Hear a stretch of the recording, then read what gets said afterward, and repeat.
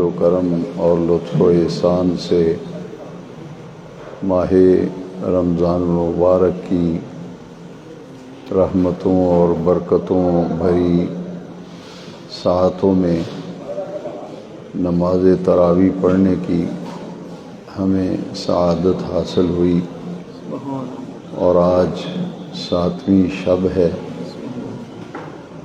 سورہ الانعام سے آج کی منزل کا آغاز ہوا،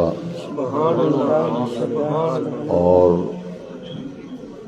الانعام مویشی کو کہتے ہیں۔ اہل مکہ صرف 2 مذہبوں پر مشتمل تھے، مشرکین تھے اور بت پرست تھے،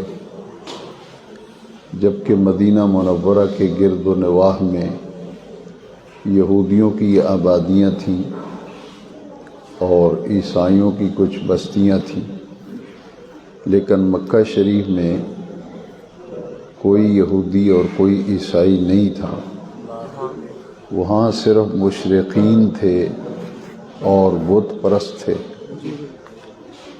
آج کی منزل میں سورہ الانعام جو ہے یہ مکی سورہ ہے، اور اس میں جو ابتدائی آیات ہیں وہ سب کی سب عقیدہ توحید پر مبنی ہیں۔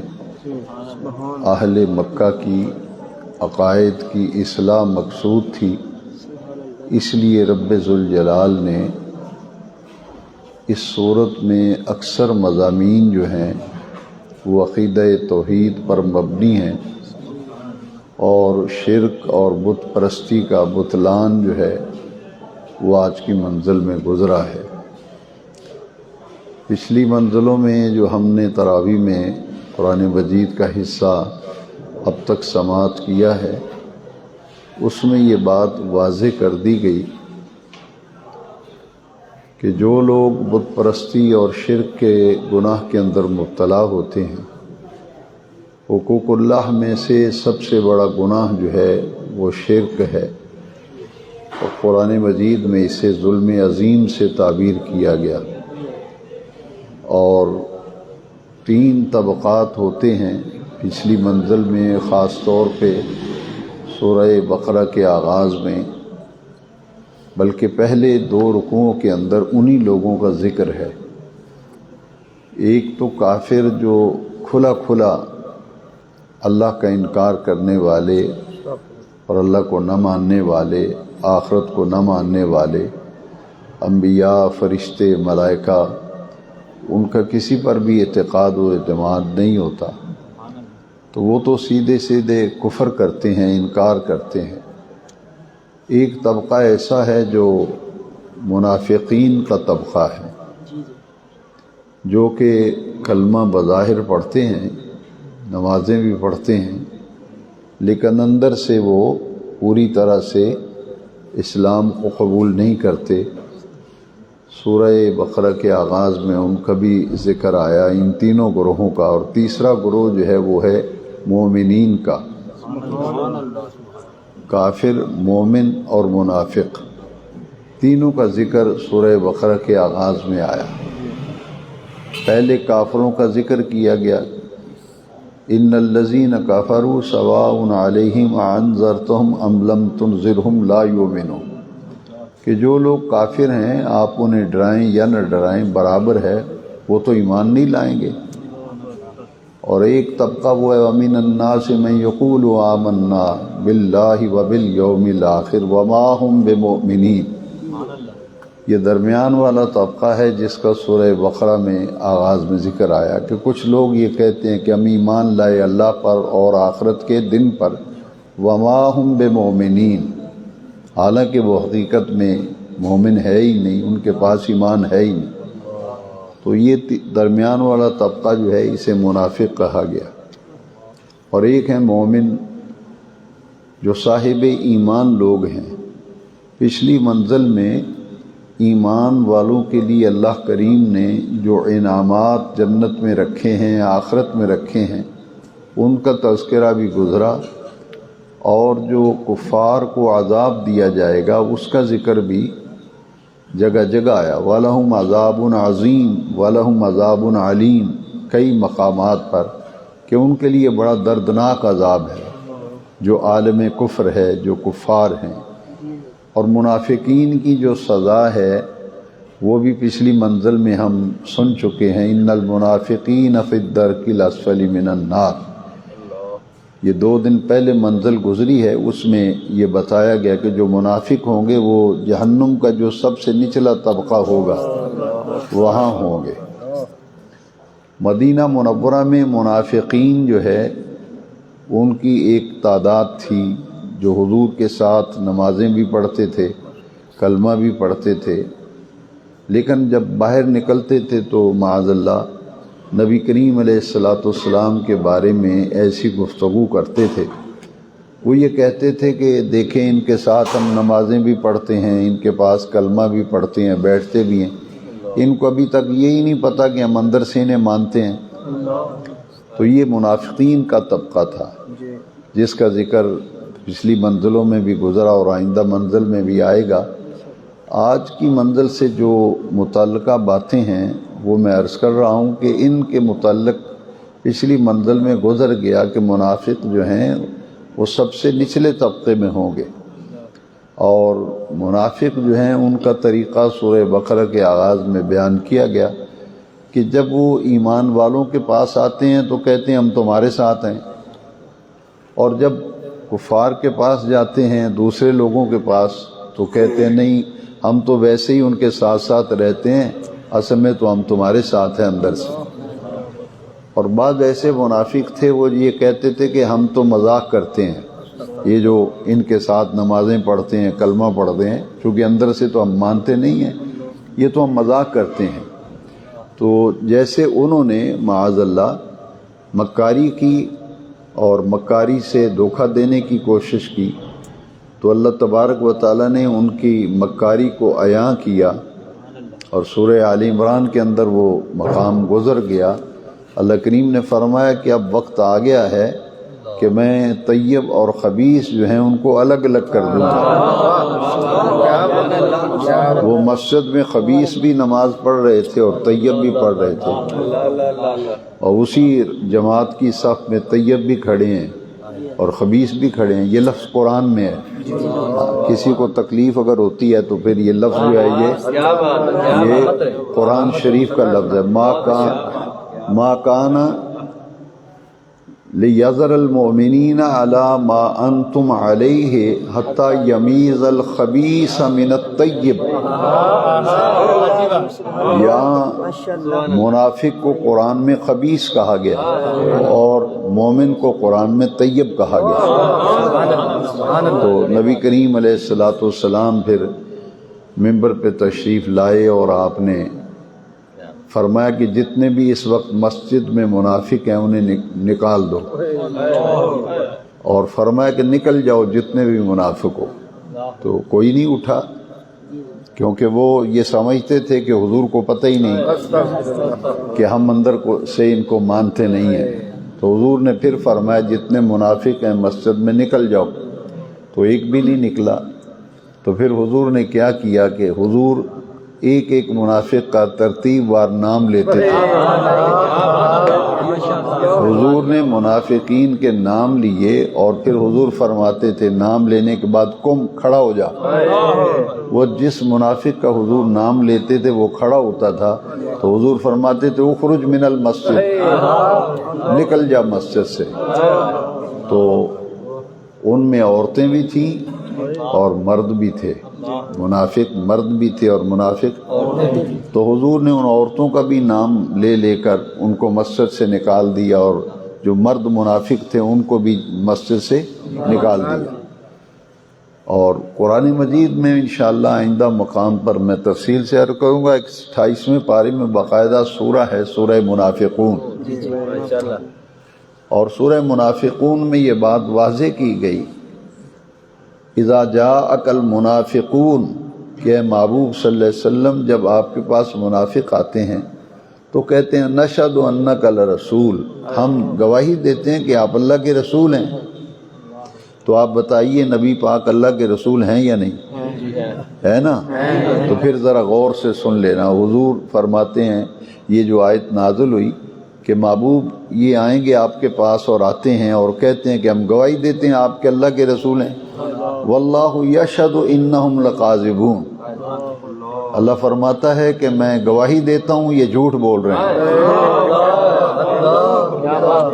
وہ تو کہہ رہے ہیں حضور اللہ کے رسول ہیں. تو حضور ہیں اللہ کے رسول. تو پھر یہ جو فرمایا گیا کہ یہ جھوٹ بول رہے ہیں، اس کا مقصد کیا تھا کہ اوپر سے کہہ رہے ہیں، زبان سے، اندر سے نہیں مانتے ہیں. زبان سے کہہ رہے ہیں آپ اللہ کے رسول ہیں لیکن یہ مانتے نہیں ہیں. یہ منافقین کا طبقہ یہ تھے مدینہ منورہ میں. لیکن مکہ شریف کی حالت چونکہ آج کی منزل میں جو ابتدائی حصہ گزرا ہے اس کے لیے سمجھنے کے لیے بات ضروری تھی کہ منافقین تھے مدینہ منورہ میں. مکے میں سارے ہی کافر تھے، مکے میں سارے اور وہ دو طبقات پہ مشتمل تھے، مشرکین تھے اور بت پرست تھے. تو وہ یہ کہتے تھے، اس لیے عقیدہ توحید جو بیان کیا گیا کہ تم دیکھو تم بتوں کی پوجا کرتے ہو اور شرک کا ارتکاب کرتے ہو. اللہ سبحانہ و تعالیٰ تو زمین و آسمان کا خالق ہے، اور آیت کریمہ کی ابتدائی آیات میں بتایا گیا کہ اس نے ساتوں آسمانوں کو بھی بنایا ہے، زمین بھی اسی کی تخلیق ہے، اور جتنے بھی مظاہر قدرت ہیں یہ اسی رب کائنات کے ہیں. اسی رب کریم نے اپنے محبوب کریم علیہ السلام کو سچا رسول بنا کے بھیجا. لہذا تم ایمان لے آؤ، اللہ پر ایمان لے آؤ، اللہ کے رسول پر ایمان لے آؤ، اور پھر قیامت کا دن آئے گا اس پر ایمان لے آؤ، ملائکہ پر ایمان لے آؤ، فرشتوں پہ ایمان لے آؤ. اب انہوں نے کہا کہ حضور نبی کریم علیہ السلام کے والد ماجد حضور کے ولادت اور میلاد سے پہلے ہی دنیا سے پردہ فرما گئے تھے. تو وہ کہتے تھے کہ مکے کے ایک یتیم کو نبی بنا دیا گیا ہے. نبی تو کسی فرشتے کو بنانا چاہیے تھا. ہاں جی. تو نبی کریم علیہ السلام جب ان کے عقائد کے بارے میں وضاحت فرماتے، تبلیغ فرماتے، تو وہ یہ کہتے تھے کہ کسی فرشتے کو، اللہ کو چاہیے تھا کہ کسی فرشتے کو نبی بنا کے بھیجتا. اور پھر وہ کہتے تھے کہ ہم اس وقت تک نہ اللہ کو مانیں گے، نہ اس پر ایمان لائیں گے، نہ آخرت پر، جب تک ہم اپنی آنکھوں سے فرشتے کو دیکھ نہیں لیں. یہ کہتے ہیں کہ فرشتہ آتا ہے تو ہمیں بھی دکھائیں نا کہاں ہے فرشتہ. اب فرشتے تو ہر انسان کے ساتھ دو فرشتے ہیں جنہیں کرامن کاتبین کہتے ہیں. ایک دائیں طرف لکھتا ہے نیکیاں، یہاں برائیاں لکھتا ہے بائیں طرف. ان دونوں کو کہتے ہیں کرامن کاتبین. وہ لکھنے والے ہیں، اچھائیاں اور برائیاں لکھنے والے ہیں. آپ نیکی کرتے ہیں تو وہ فوراً جو دائیں طرف والا ہے فرشتہ فوراً لکھ لیتا ہے اس نے نیکی کی ہے. اگر گناہ ہم کرتے ہیں تو بائیں طرف والا نہیں لکھتا. ادھر آپ نیکی کرتے ہیں تو ارادہ کرتے ہیں تو یہ لکھ لیتا ہے اسے، اور ادھر والا جو ہے برائی کرتے ہیں تو یہ لکھتا ہی نہیں. کیوں نہیں لکھتا؟ یہ انتظار کرتا ہے کہ شاید ابھی توبہ کر جائے. تو قریش مکہ نے اور کفار مکہ نے کہا کہ ہم اپنی آنکھوں سے جب تک فرشتے کو نہیں دیکھ لیں گے تو ہم تو نہیں ایمان لائیں گے. تو آج کی منزل میں وہ مقام گزرا کہ فرشتے کو دیکھنے کی تمہاری آنکھوں میں تاب نہیں ہے. فرشتے ہیں نوری مخلوق، اور اگر تم ان کو دیکھو گے تو پھر تمہاری موت واقع ہو جائے گی، کیونکہ جو بشری تقاضے ہیں وہ تو کسی فرشتے کو دیکھنے کی تاب نہیں رکھتے. جتنے انبیاء کرام فرشتے آتے ہیں نا نبیوں کے پاس، خاص طور پر جبریل امین جو ہیں وہی لے کے آتے تھے. لیکن یہ بات نوٹ کر لیجئے، وہ اپنی اصلی حالت میں نہیں آتے تھے، وہ انسان کی شکل میں آتے تھے. اور میرے نبی کریم علیہ السلام کی خدمت میں بھی جب جبریل آتے تھے تو اکثر لبادہ بشریت میں آتے تھے. اپنی اصلی حالت میں صرف 2 مرتبہ آئے ہیں. نبی کریم علیہ السلام نے بھی جبریل امین کو 2 مرتبہ اصلی حالت میں دیکھا ہے. اور کوئی آدمی فرشتے کو اس دنیا میں نہیں دیکھ سکے گا. ہاں جب موت آئے گی، ہماری روح قبض کرنے آتے ہیں نا فرشتے، تو جو موت جب آتی ہے، روح نکلتی ہے، اس وقت وہ فرشتے نظر آتے ہیں، کیونکہ اس وقت دنیا سے جانا ہوتا ہے، تو اس وقت فرشتے اصلی حالت میں نظر آتے ہیں، ایک موت کے وقت، اور ایک جنت میں ہر کوئی فرشتوں کو دیکھے گا، لیکن دنیا میں فرشتوں کو دیکھنا ممکن نہیں ہے۔ تو آج کی منزل میں گزرا کہ پھر یہ تو ممکن نہیں ہے، کیونکہ تم اس کی اہلیت ہی نہیں رکھتے، اس کی تاب ہی نہیں رکھتے۔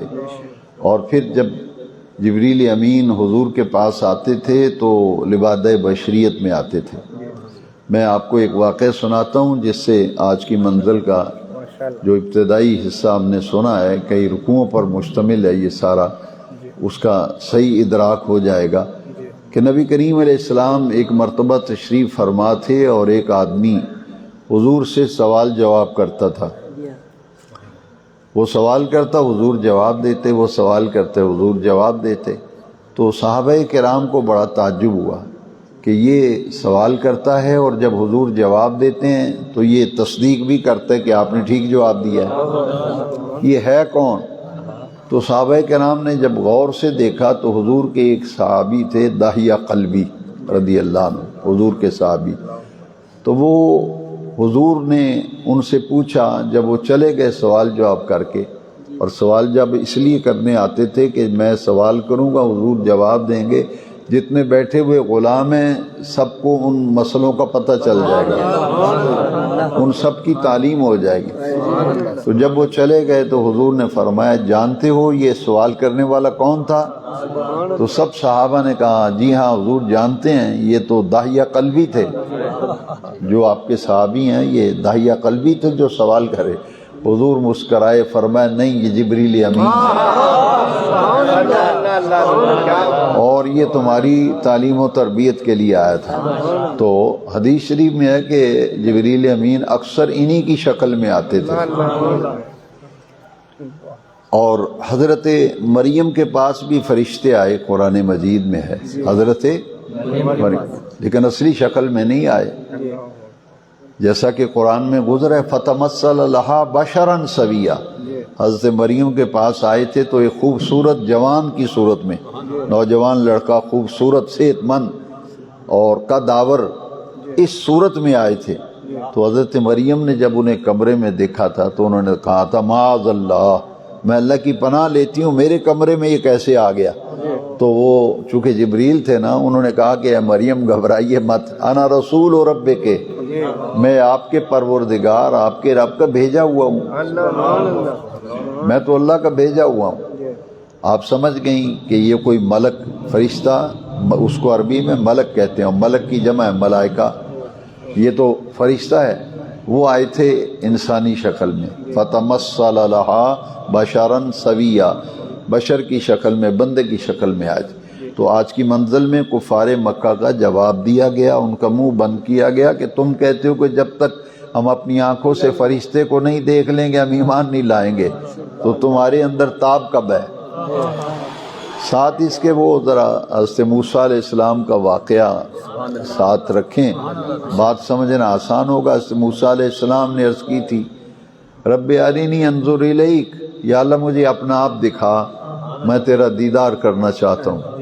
تو اللہ کریم نے فرمایا لن ترانی، اے موسیٰ تم میرے دیکھنے کی تاب نہیں لا سکو گے، تم مجھے نہیں دیکھ سکتے۔ اب جب حضرت موسیٰ علیہ السلام نے اصرار کیا تو اللہ کریم فرمایا اچھا میں اپنی ذات کی نہیں، اپنی صفات کی ایک تجلی ڈالوں گا، اگر مجھے دیکھنا ہے تو پہاڑ کی طرف دیکھو۔ حضرت موسیٰ کلیم اللہ نے جب پہاڑ کو دیکھا تو اللہ کریم نے اپنی صفت کی تجلی کا کئی سو حصہ جو ہے وہ اس پہاڑ کے اوپر جب ڈالا تو حضرت موسیٰ اس کو برداشت نہ کر سکے اور بے ہوش ہو کر گر گئے، قرآن مجید میں ہے بے ہوش ہو کے گئے، فخر موسیٰ صاعقہ، وہ تو تجلی صفت کی برداشت نہیں کر سکے۔ اور جب ہوش آیا نا تو اللہ کریم فرمایا اے موسیٰ تم صفت کی تجلی کی تاب نہیں لا سکے تو ذات کی تجلی کی کیسے داب لا؟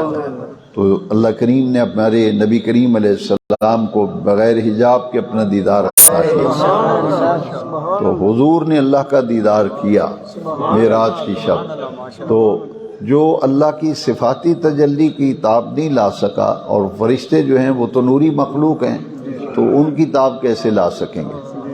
تو جو کفار مکہ کے عقائد تھے وہ شرک پر مبنی تھے اور بت پرستی کرتے تھے، اور ان کی بار بار قرآن مجید میں مذمت آئی ہے کہ بت جو ہوتا ہے نہ سنتا ہے نہ دیکھتا ہے، جو اپنے ہی ہاتھوں سے لکڑ یا پتھر کا خدا بنایا جاتا ہے، اس کی آنکھیں بھی بناتے ہیں، اس کا چہرہ بھی بناتے ہیں، لیکن اس میں دیکھنے سننے کی صلاحیت نہیں ہوتی۔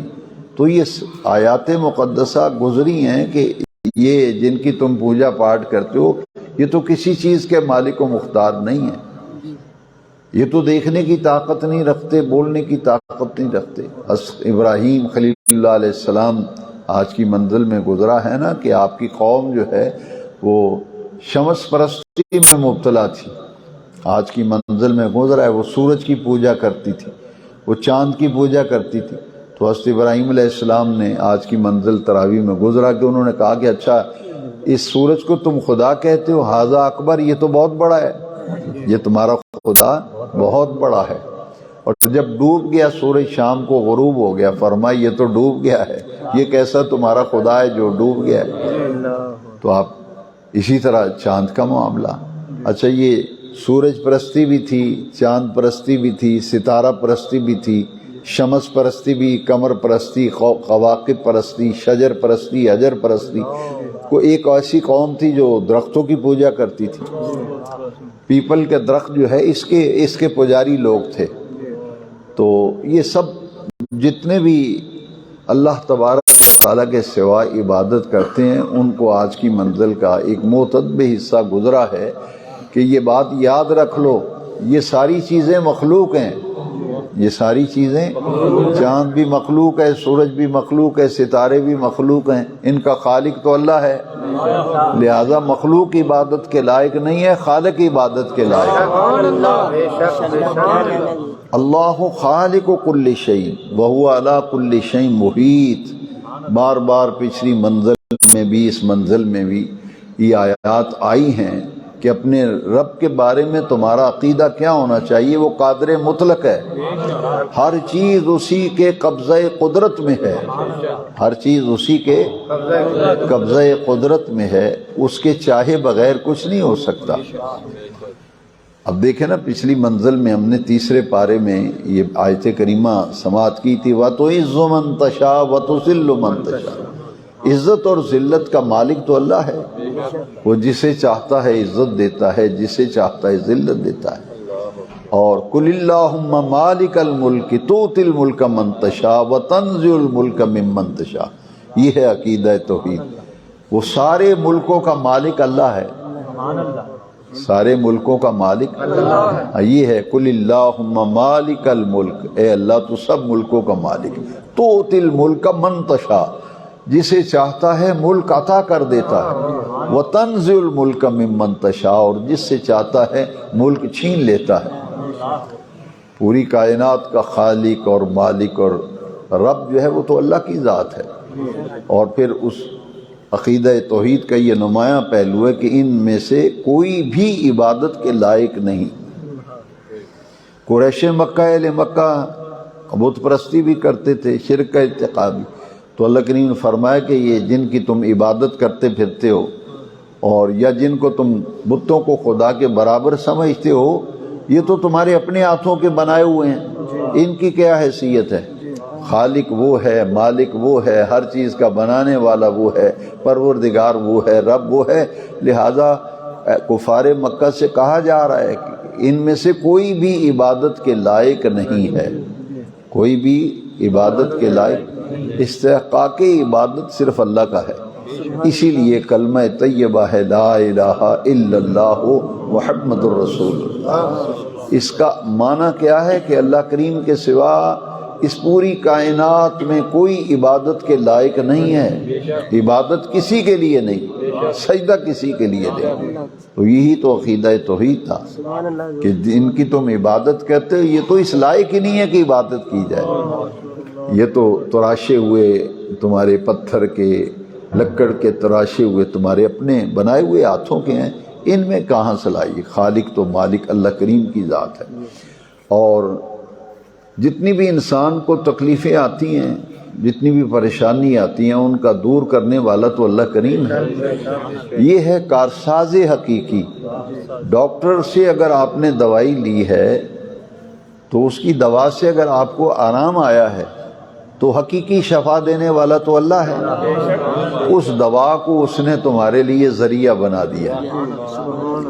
اسی لیے پچھلی کل کی منزل میں آیت گزری ہے نا، وَتَعَاوَنُوا عَلَى الْبِرِّ وَالتَّقْوَى وَلَا تَعَاوَنُوا بِالْإِثْمِ وَالْعُدْوَانِ، کہ نیکی کے کاموں میں ایک دوسرے سے تعاون کیا کرو۔ اب کسی کے تعاون سے کسی کا کوئی مسئلہ حل ہو جائے، وہ در حقیقت اللہ کریم نے حل کیا، کیونکہ کارساز حقیقی اللہ کی ذات ہے۔ یہی عقیدہ رکھنا چاہیے، یہی توقع رکھنا چاہیے۔ عارضی دنیا میں کسی نے مدد کی ہے اور اس کی مدد سے اس کی پریشانی دور ہو گئی، اس کا مسئلہ حل ہو گیا، تو تصور یہ ہے کہ کارساز حقیقی اللہ کریم کی ذات ہے۔ اگر اللہ نہ چاہتا تو کوئی کسی کی مدد کر سکتا ہے؟ یہ تو اللہ کریم نے اسے توفیق دی ہے کہ اس کی توفیق سے اس نے تمہارے ساتھ تعاون کیا، تمہارا مسئلہ حل ہو گیا۔ تو عقیدہ توحید اسلام کے بنیادی عقائد میں سے ایک اہم ترین عقیدہ ہے۔ پھر آج کی منزل میں یہ گزرا کہ انبیاء کرام کو اللہ کریم نے، انبیاء کرام کو جتنے بھی اختیارات تصرفات عطا کیے ہیں وہ تو اللہ کی عطا ہے۔ وہ سب اختیارات و تصرفات کس کی عطا ہے؟ اللہ کریم کی۔ اگر وہ نبی بنے ہیں تو خود تو نبی نہیں بنے نا، رسول خود تو نہیں بنے، وہ تو اللہ کریم نے بنایا ہے۔ لہذا انبیاء کرام کی تمام صفات جو ہیں وہ اللہ کریم کی عطائی ہیں، اللہ کی عطا کی ہوئی ہیں۔ کسی نیک بندے کے اندر بھی جتنی خوبیاں ہیں وہ اللہ کی عطا کی ہوئی ہیں۔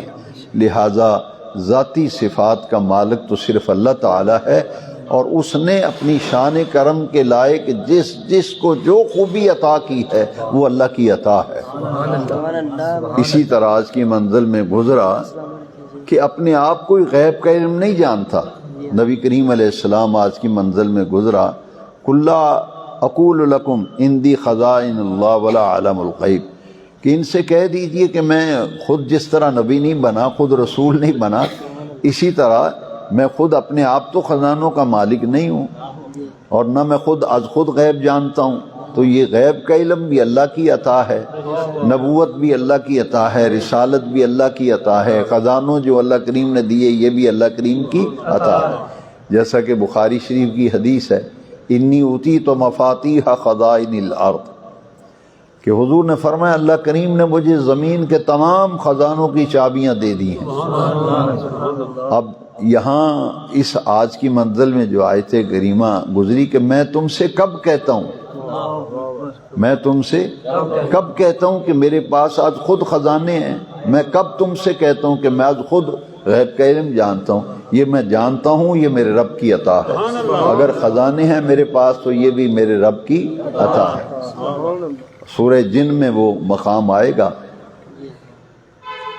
کہ اللہ تبارک و تعالیٰ نبیوں میں سے اور رسولوں میں سے جن کو چن لیتا ہے ان کو غیب کا علم عطا فرماتا ہے۔ عالم الغیب فلا یظہر علی غیبہ احدا الا من ارتضی من رسول، تو حضور کا جو غیب کا علم ہے یہ اللہ کی عطا ہے، حضور کے اختیار بھی اللہ کی عطا ہیں، کیونکہ پوری کائنات کا خالق و مالک وہ ہے، ہر چیز اسی کے قبضہ قدرت میں ہے۔